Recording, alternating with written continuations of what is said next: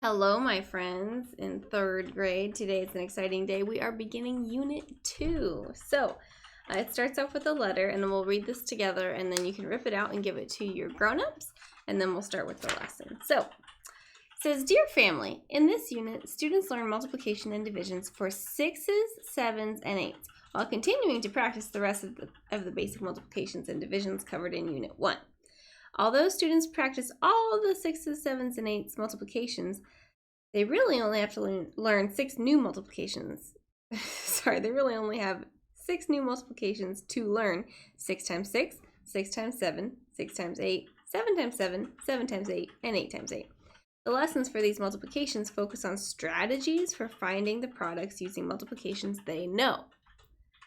And that's because we've already done like 1 times 6, and 2 times 6, and 3 times 6, and 4 times 6, and 5 times 6, and 9 times 6, and 10 times 6. So really, because of that commutative property, you've already memorized most of your 6s, 7s, and 8s already. So now you just really have to focus on these ones.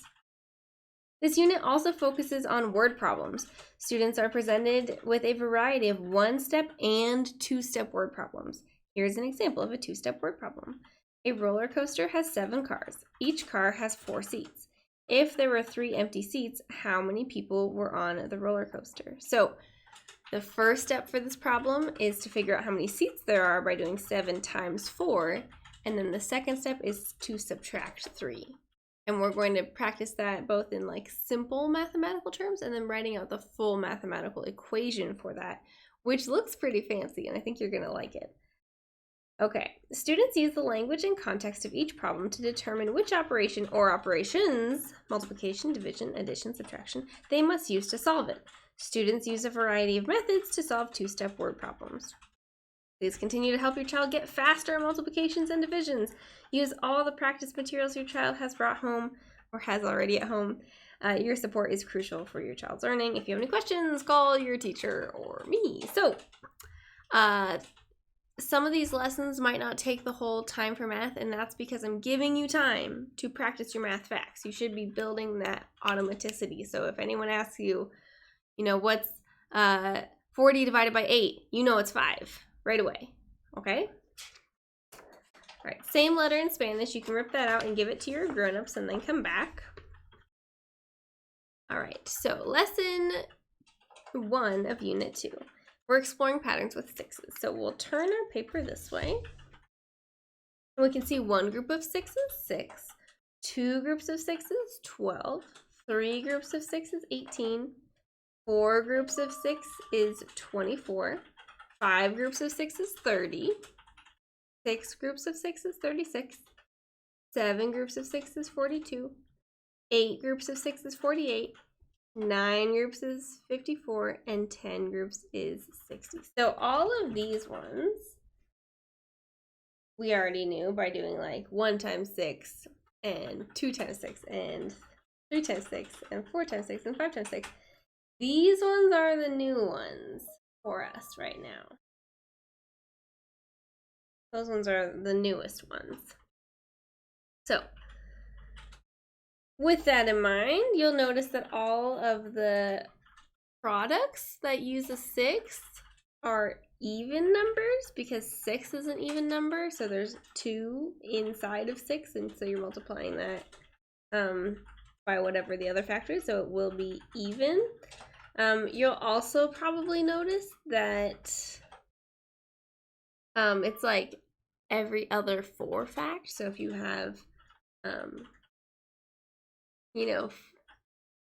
or every other 3 fact, I'm sorry, not 4 fact. So 2 3s is 6, 4 3s is 12, 6 3s is 18, 8 3s is 24, 10 3s is 30. And that's because 3 times 2 is 6. So it takes twice as many hops when you're hopping by 3 to get the number when you're hopping by 6. All right, let's go ahead and take a look at the back.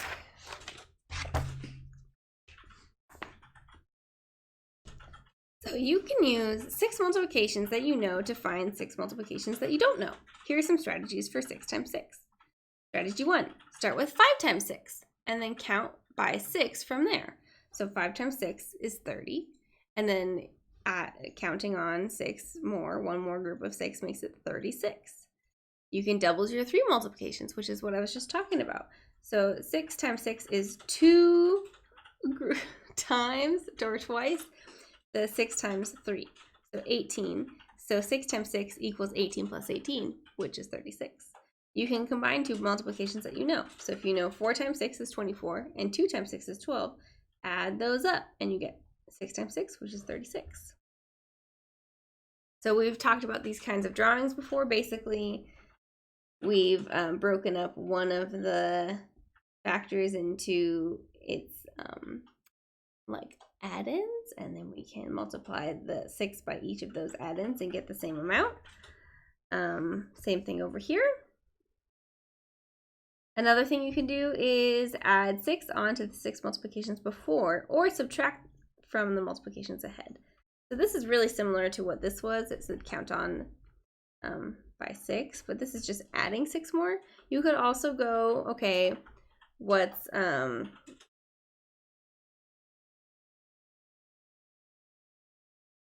subtract 6 from the multiplication ahead. So you could do, if you happen to know 6 times 7 was 42. If you take away one of those groups of 6, 42 take away 6 is